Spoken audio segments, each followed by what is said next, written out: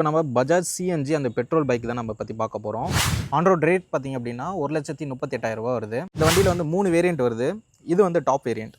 இது disk LED variant. User review பொறுத்த வரைக்கும் சஸ்பென்ஷனும் பிரேக்கிங் சிஸ்டமும் நல்லா இருக்குது அப்படின்னு சொல்லியிருக்காங்க. முக்கியமானது மைலேஜ். சிஎன்ஜி மூலயமா பைபாஸில் நம்ம போனோம் அப்படின்னா 90 கிலோமீட்டரும், சிட்டிக்குள்ளே நம்ம ஓட்டணும் அப்படின்னா 80 கிலோமீட்டர் மைலேஜும் தருது. பெட்ரோல் இன்னும் செக் பண்ணலை, செக் பண்ணிவிட்டு அப்டேட் பண்ணுறேன். 1 மந்த் வரைக்கும் இந்த வண்டி யூஸ் பண்ணிகிட்டு இருக்காங்க. சர்வீஸ் விட்டப்போ 1,300 வந்து பார்த்திங்க அப்படின்னா சர்வீஸ் சார்ஜ் பண்ணியிருக்காங்க. ஸோ யூசர் வந்து பார்த்திங்க அப்படின்னா என்னோட ஹைட்டு தான், அதனால் வெயிட்டும் ஹைட்டும் பார்த்திங்க அப்படின்னா அதிகமாக இருக்குது அப்படின்னு சொல்லியிருக்காரு. இந்த பைக் மார்க்கெட்டிங் பர்சன் தான் யூஸ் பண்ணிகிட்டு இருக்காங்க. ஸோ சிட்டிக்குள்ளே ஓட்டுறது கொஞ்சம் கஷ்டமாக இருக்குது அப்படின்றத அவர் மென்ஷன் பண்ணியிருந்தார். கியர் கூட ஒழுங்காக விழ மாட்டேங்குது, அப்பப்போ ஸ்டக் ஆகிற மாதிரி ஃபீலாக இருக்குது அப்படின்றதையும் அவர் சொல்லியிருந்தார். டேங்க் கேப் வந்து பார்த்திங்க அப்படின்னா ரொம்ப புவர் குவாலிட்டியில் இருக்குது.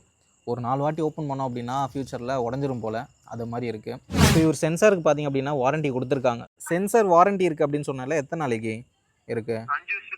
5 வருஷத்துக்கு சென்சார் வாரண்ட்டி இருக்குது. அவங்களே ஏதாவது ப்ராப்ளம் அப்படின்னா அவங்களே சேஞ்ச் பண்ணி தந்துடுவாங்க. Okay okay. ஆனால் வாட்டர் வாஷ் இந்த வாட்டி பண்ணல, நீ தான் வெளியில் பண்ணியோ? Okay okay.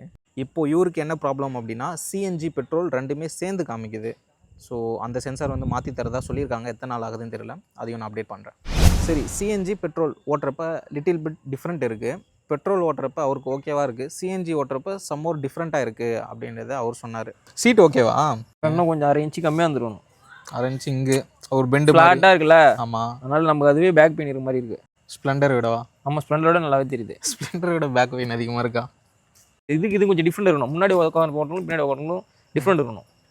ஃப்ளாட்டாக கொடுத்துருக்கானுங்கள, ஏதோ டிஸ்கேச்சை கூட நான் சொன்ன மாதிரி நம்ம வேகமாக டிஸ்கேச்சுனா முன்னாடி போய் அந்த இது ஒரு இப்படி போய் முன்னாடி போயிட்டு விடுற மாதிரி ஃபீலாக இருக்கும். ப்ளூடூத் வந்து வண்டியோட பேர் பண்ணிவிட்டு கால் வந்துச்சு அப்படின்னா இந்த பட்டன் நமக்கு நாளே கனெக்ட் ஆகிடுது. அவ்வளோதான் ப்ளூடூத் மூலியமா. அதுக்கு இந்த வண்டி சூஸ் பண்ண ஒரு 6 மந்த் அப்டேட் ஆன பிறகு அப்போ அப்டேட் ஆகும். இந்த டேங்க் அப்டேட் பண்ணுவாங்க, சீட் அப்டேட் பண்ணுவாங்க. 2 கிலோ சொன்னாங்களே சிஎன்ஜி. ஆமாம், 2 கிலோ பிடிக்காது, 1.75 தான் பிடிக்கும். நார்மல் பிளாஸ்டிக் தான் இதுதான். சும்மா ரைடர்லேயே இப்படி தான் இருக்கும். இதுவும் ஒன்றும் ஸ்ட்ராங்கான இது கிடையாது. சும்மா அது மாதிரியே கிடையாது, இதில் மாதிரியே கிடையாது. நம்ம 4 டைம் கைடு போட்டோம்னா சொல்லி முடிஞ்சுது. தேங்க்யூ ஃபார் வாட்சிங். பாய்.